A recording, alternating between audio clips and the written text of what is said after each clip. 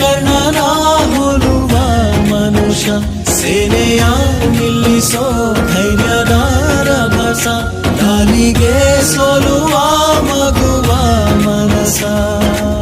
ಢಮ ಢಮರುಗ ಬೆಚ್ಚಿಸುವ ಜಗ ಮೆಚ್ಚಿಸುವ ಪರಶಿವ ನಂದಿ ನಂದಿ.